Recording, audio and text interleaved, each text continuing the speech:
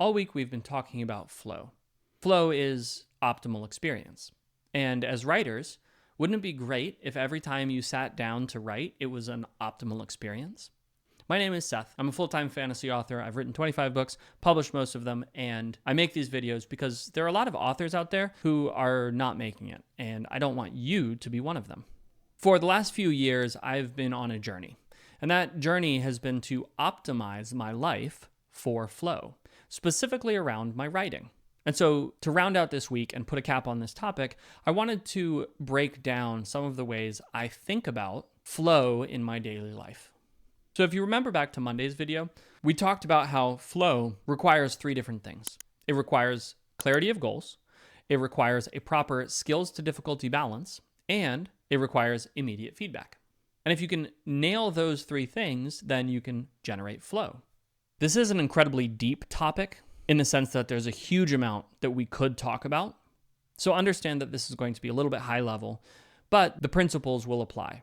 And if you're interested in learning more about it, there are some great books on this subject that I'll link in the description. First, let's talk about clarity of goals. How do I organize myself to produce flow in my writing sessions?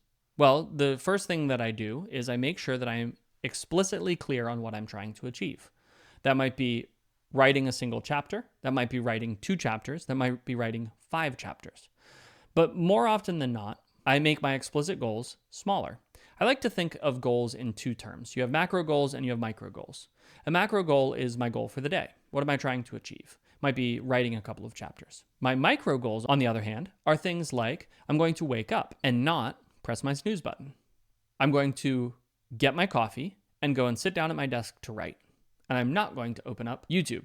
And the reason that I make those micro goals are because I know that if I open up YouTube, I'm probably going to spend the next hour and a half scrolling through videos because every time I open up YouTube, that's what ends up happening.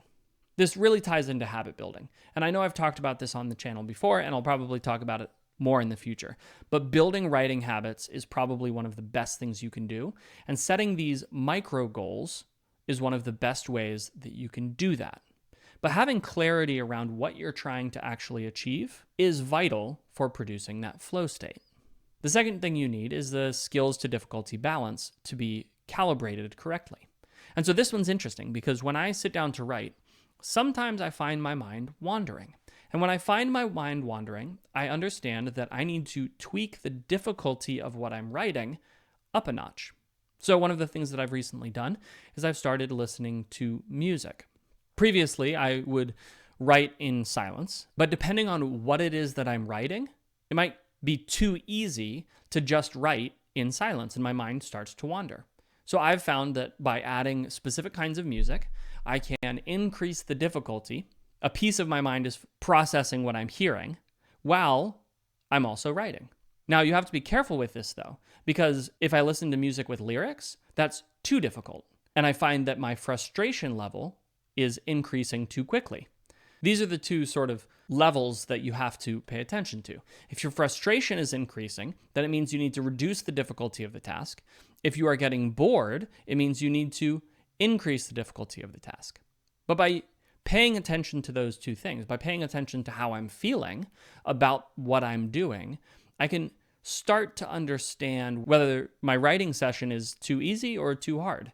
And I know this sounds a little bit crazy, but it's incredibly effective. And the reality is that we can increase and decrease the difficulty of what we're doing very simply. It can be as simple as standing to write instead of writing sitting down. It can be as simple as writing outside. It can be as simple as getting rid of distractions. It can be as simple as introducing new plot lines or new characters or deciding that you're going to add a new genre to your book.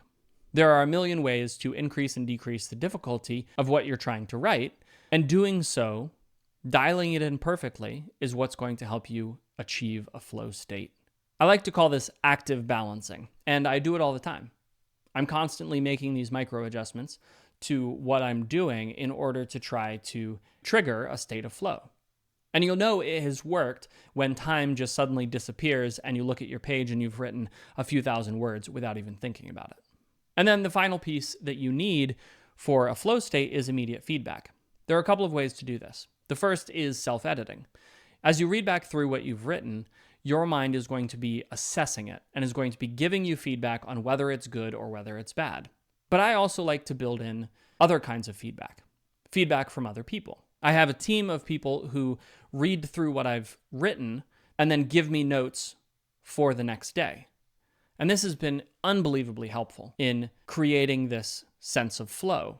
Now, that's sort of an extreme example, and you might not have people who are willing to do that for you, but that's okay. Even just reading back through yourself can be enough to give you the feedback you need. Another thing that I would recommend is if you don't have people who can do this sort of live editing for you, use an app like Grammarly or Hemingway to assess your writing. Now, don't take what those two apps say as gospel. They're not going to do a good job of preserving your voice in your writing, but they can be a good way to get feedback so that you can incorporate it into your flow loop. And that's what we're trying to do here. We're trying to set up these 3 pillars of flow: our clarity of goals, our skills difficulty balance, and our immediate feedback, in a way that's going to allow us to step into flow every time we sit down to write.